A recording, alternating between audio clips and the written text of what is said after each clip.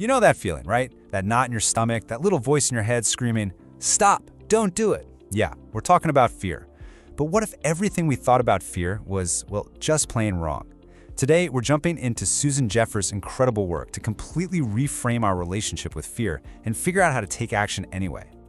So let's just start with this question right here. I mean, think about it. We treat fear like it's a cage, a big red stop sign holding us back. But what if it's actually a compass? What if that feeling is pointing you exactly where you need to go to grow? That's the huge idea we're going to unpack. Okay, first things first, we've got to get one thing straight. The feeling of fear itself, that's not actually the problem we're all dealing with. It's what we let it do to us that's the issue.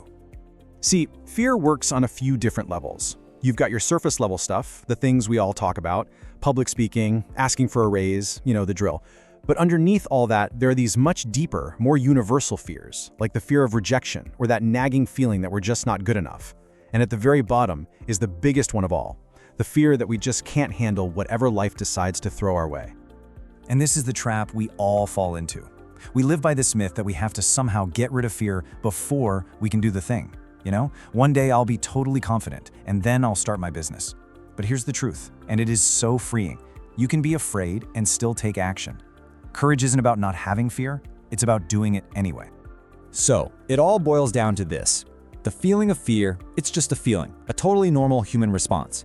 The real enemy, the thing that actually stops us from living the lives we want, is the paralysis that fear causes. It's getting frozen by all those what-ifs. All right, so that brings us to the second part. And honestly, this is the absolute core of it all. This is the big mindset shift that changes everything. Ready for it? The single most liberating idea is this. And there it is. So simple, but wow, is it powerful. You can't sit around and think your way out of being afraid. You can't wait for it to magically disappear. That confidence you're looking for, it's waiting for you on the other side of the action you're scared to take. The only way to get over the fear of doing something is to just go and do it. Okay, that's great in theory, but how do we actually, do that? Let's get practical. Let's talk about the how-to with a super clear action plan. We can break the whole strategy down into 3 main steps. First, you've got to reframe how you think about things. Second, you start pushing your boundaries, just a little bit at a time. And third, you build a support system around you to make it all stick. Let's dive into each one. Step 1 kicks off right here with this shift from what's called a pain mindset to a power mindset. The pain mindset is all about being a victim, right? It's that "why is this happening to me" feeling. But the power mindset, that's about taking ownership. It's about knowing that no matter what happens, you are totally capable of handling it. And a huge tool for this is a simple mantra: I'll handle it.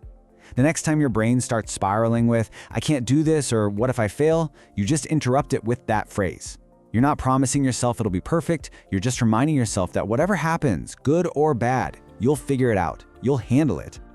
Now, this next idea is a total game changer, especially if you get stuck overthinking every little choice. It's called the no-lose model, and it reframes every single decision you make. Look, if you choose option A and it works out, amazing. If you choose option B and it's a disaster, well, you just learned something incredibly valuable. Either way, you win, because you grow. Suddenly, there are no wrong decisions, just opportunities to learn. So, step 2, expanding that comfort zone. And listen, this is not about doing something crazy. It's about taking small, consistent risks. Maybe you make a little fear list each week. Tiny challenges, like speaking up in a meeting or starting a conversation with a stranger. And here's the secret. Don't focus on the outcome. Focus on what you learned. That's the real win. And finally, step 3 is all about making this last. You can't do it in a vacuum. You've got to surround yourself with people who get it, who encourage you. Share what you're trying to do with them. That accountability is huge. Because this isn't a one-time thing. It's a commitment to a lifestyle, where leaning into fear just becomes part of who you are. So, after all this work, what does life actually start to look like? What's the end game here? This is the biggest takeaway of all. The goal has never been to get rid of fear completely. That's impossible. And honestly, you don't want to. Fear is a sign you're pushing yourself, that you're growing. The goal is to demote fear. It goes from being the CEO of your life to being a passenger in the back seat. It can come along for the ride, sure, but it absolutely does not get to drive. And the thing is, the power in all of this isn't just knowing it in your head. It's doing it. And it doesn't start tomorrow or next week. Your transformation starts in the very next moment you feel that little flicker of fear and you decide to act anyway. So I'm going to leave you with this question. And I want you to think really small, not something huge and terrifying.